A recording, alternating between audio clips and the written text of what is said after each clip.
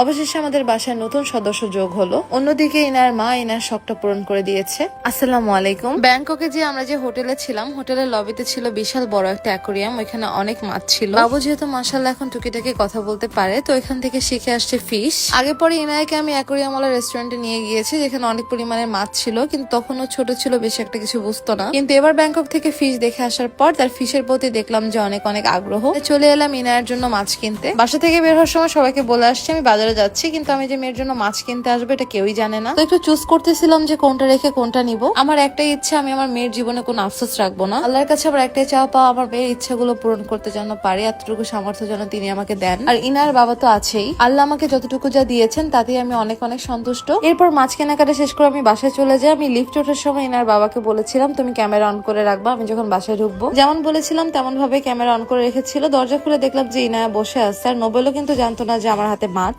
আজকে আমি এমন একটা মেকআপ কম্বো সেটের কথা বলবো যেখানে মেকআপের এ থেকে জেড পর্যন্ত সবকিছুই তোমরা পেয়ে যাবা। ভয় পেও না, খুবই রিজনেবল প্রাইসে। এই দেখো এই সবগুলো জিনিস মিলাই কিন্তু একটা কম্বো, যেখানে রয়েছে ব্র্যান্ডের সকল জিনিস। তো ঈদের জন্য তোমরা তাড়াতাড়ি করে অর্ডার করে ফেলো। তাদের পেজটাকে ভিডিওর ক্যাপশনে আমি মেনশন করে দিচ্ছি। এই মাছ আমাকে আমার আব্বু প্রচুর পরিমাণে কিনে দিয়েছে। আমার বড় একটা অ্যাকোরিয়ামও ছিল, আর অ্যাকোরিয়ামটা বিয়ের পরে আমি আমার কাছে নিয়ে আসছিলাম বাসা থেকে। ইনা এটা দেখার পরে প্রচুর পরিমাণের খুশি, আর আমার মেয়ের খুশি মানে আমার খুশি। এগুলো হচ্ছে আমাদের বাসার নিউ মেম্বার। আমি টোটাল 3টা মাছ আনছিলাম, আর 3টা মাছই হলো ইনার ফ্রেন্ড। আমার তো খুবই আনন্দ লাগতেছিল বাসার নতুন মেহমান দেখে। আমি চাই আমাদের মেয়ের ছোটবেলার স্মৃতিগুলো হোক খুবই সুন্দর, ও বড় হয়ে আমাদের নাতি নাতনিকে জানি বলতে পারে ও সুন্দর মুহূর্ত গুলো। আমি আবার মাছ ধরতে পারি না, আমার অনেক ভয় লাগে। নোবেল আমাকে হেল্প করতেছিল সবগুলো জিনিস সেট করে দেওয়ার জন্য। এই কালো মাছের লেজটা একদম বাটারফ্লাই এর মতো, অনেক অনেক সুন্দর আর অনেক ইউনিক। অনেকে বলতেছেন যে আপু আপনি তো শুকাচ্ছেন কিভাবে, আমি সব আপনাদেরকে ডিটেলসে বলবো। সেগুলো হচ্ছে মে মাসের শেষের দিকে। আর নর্মালি হচ্ছে আমি যে স্লিমিং টিটা খাই সেটা কিন্তু আমি রেগুলার খাচ্ছি। আচ্ছা, ইনায়া সোনার 3টা ফ্রেন্ডের কি নাম রাখা যায় বলেন তো? যাদের নাম আমার কাছে অনেক বেশি ভালো লাগবে তাদের নামই হচ্ছে আমি রেখে দিব। যেহেতু এরা আমাদের বাসার নতুন মেম্বার, ইনায়া সোনার ফ্রেন্ড, তো কিউট কিউট নাম বলবেন। আমাদের ক্যাবিনেটের মিডল একটা জায়গা আছে, এখানে সেট করি আমরা। মাশাআল্লাহ খুব সুন্দর লাগতেছিল দেখতে। তো পরের ব্লগে দেখাবো ইনায়া সোনা কিভাবে এদেরকে যত্ন নিচ্ছে, কি করতেছে না করতেছে, পরের ব্লগে দেখতে পারবেন। আজকের ব্লগটা এই পর্যন্ত। ভিডিওটি ভালো লাগলে অবশ্যই কিন্তু আমার পেজটাকে সবাই ফলো করে ফেলবেন, সবগুলো ভিডিওতে লাইক কমেন্ট শেয়ার করে ফেলবেন। যারা যারা পেজটাকে এখন ফলো করেন না, এখনই ফলো করে ফেলুন। আবার দেখা হবে আগামী ব্লগে। আল্লাহ হাফেজ সবাইকে।